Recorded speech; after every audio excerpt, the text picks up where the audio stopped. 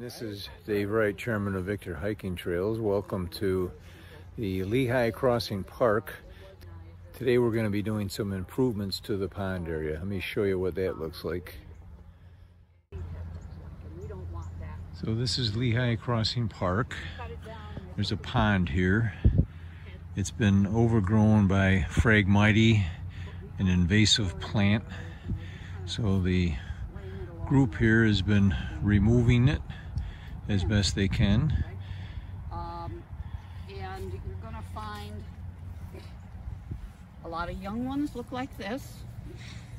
The leaves are a little bit rough and they've got joints. They look a lot like grass because they are a type of grass. But unfortunately they get huge. They also spread by these rhizomes underneath, and that's the worst part. So if we can cut them as low as you can possibly get without ending up injuring yourself, that is helpful. Now, all of this work that we're doing is a bit of an experiment at this time. We'll know in the spring how successful we've been. I'm sure it's going to be a long-term project, but what I'm seeing is a lot more of the natives popping up.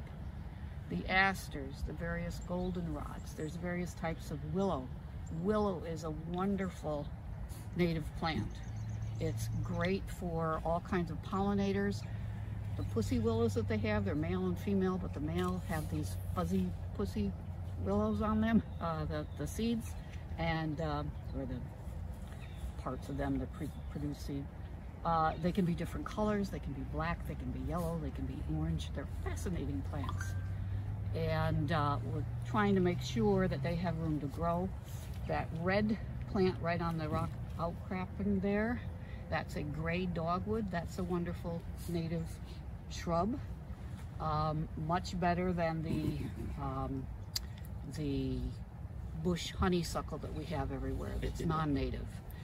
One of the big differences is this produces some berries that are very nutritious, particularly for migrating birds, because the berries come out in September, late August, September, and they're much more nutritious than the little honeysuckle ones. They look kind of pretty, and they're just like giving somebody a donut on their way to fly to South America. So these berries are much better, so we're trying to make that better for them. You'll see little flags here. There are 5 of them in this area. We put in some, I think it was 3 buttonbush shrubs that are wonderful natives that attract all kinds of pollinators. They bloom like in July, I think. And we also put some common 9-bark that also has a nice blossom. They love being in wet areas. They don't mind being flooded, so it's perfect here. And we're hoping again that will help to just keep the Phragmites at bay a bit. So we're going to be careful when we are cutting things down that we don't cut other things down. This isn't a very good example, but there are some cattails in here, and they're just a blade that comes up out of the ground, and it's a little thicker, and you'll see it doesn't have the joints and all that the Phragmites does. So be careful, make sure you've really got a Phragmites before you lop it down. The other thing you'll see a lot of here, the ones that have seeds, but just a narrow thing of seeds. This is a nice native grass, and you'll see more of it as we work through there. And it's called, the common name is Indian grass, and it's all through here. Nobody planted it, it's naturally here. So we don't want to injure that. We don't want to, I mean, at this point you can step on a few things, it's not going to make a big difference.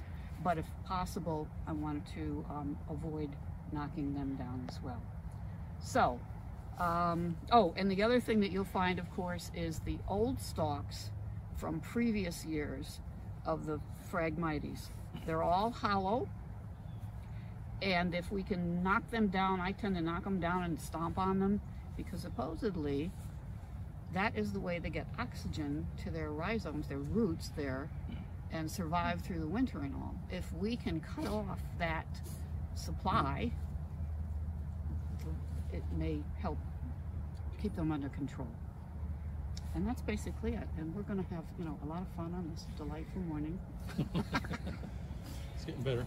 And if you have any questions now, or yeah, because otherwise we would be at this forever. Strictly speaking, and this shouldn't be filmed either. We're supposed to dig a 3-foot deep hole and bring it where they are supposed to at the transfer station, and then you put it in a plastic bag and you bury it. And look, it's all over the place. So luckily we are not held to such rigid standards right now. So we're just seeing how this works. Okay, this is one of my favorite tools. It's called a raspberry cane cutter. I like it because I can get through the plants and I can reach into the water and I can get low and pop it right off. So do we want to go this way, or do you want to do, we can go both ways, but if you, wherever, so we're not tripping over each other or knocking, you know, flipping somebody's toes off. Or this thing, the Phragmites that are starting to come back over there. Yes, yes, I would like to get that. A lot of people go fishing in this cleared area there, and that's one of the things when I talked to the mower and asked him not to mow a couple of areas, he mentioned the fishermen, and I said, well, you know, they're still going to have their space. So yeah. In particular, I like having, I thought, we'll get this as clear as possible. I have 2 of these if anybody'd like to try 1 or 2. They're lightweight, and I have a battery operated. Yes, you've got something really cool that you could use for. This thing's heavy, so I'll use this. Get a long reach. Yeah. Yes, so you could go just down there. In the water. Along the water, yeah. If you want to do that, that's fine. One thing I will say, we've been here before. Earlier in the year, we took care of some autumn olive.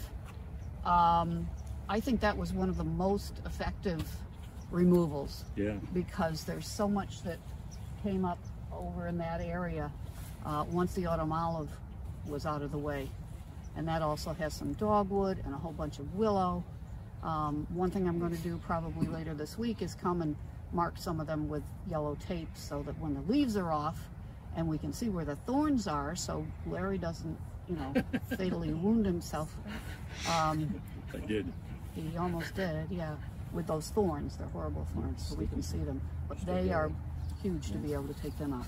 Anyway, thank you all for coming on this delightful morning. I've got on waterproof boots, so I can collect stuff that falls in the water. Okay. Okay. Whatever you want.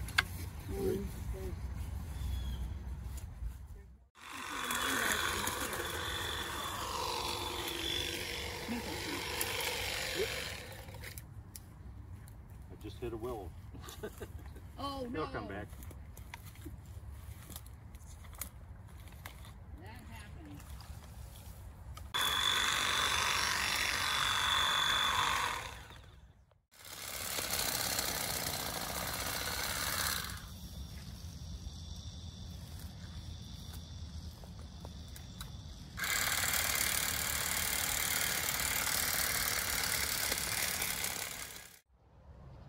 So this is a view of the pond in Lehigh Crossing Park. We've already cut down a lot of the Phragmites.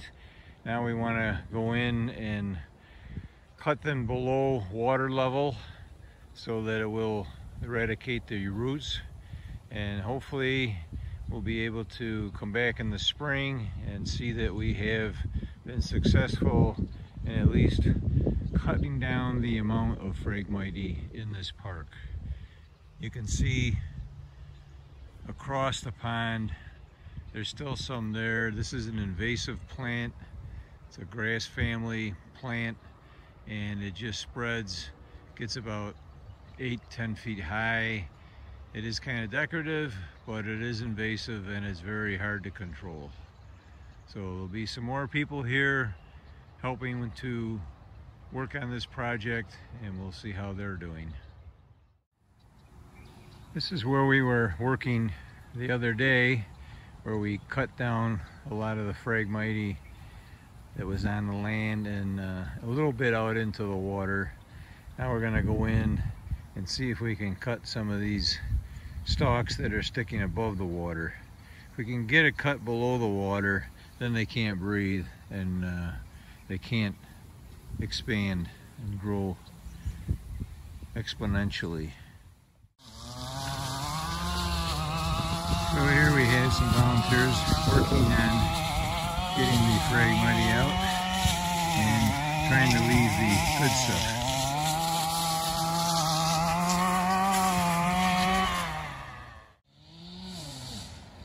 Now I think you can see a difference in the shoreline where we have removed the stumps of the Phragmites.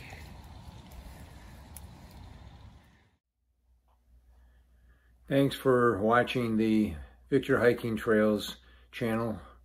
We hope you enjoy these videos, and we'd like you to subscribe, and don't forget to hit the little bell so that when we put new videos on YouTube, you'll be sure to get notified, and hopefully you will tune in and learn something new about Victor Hiking Trails.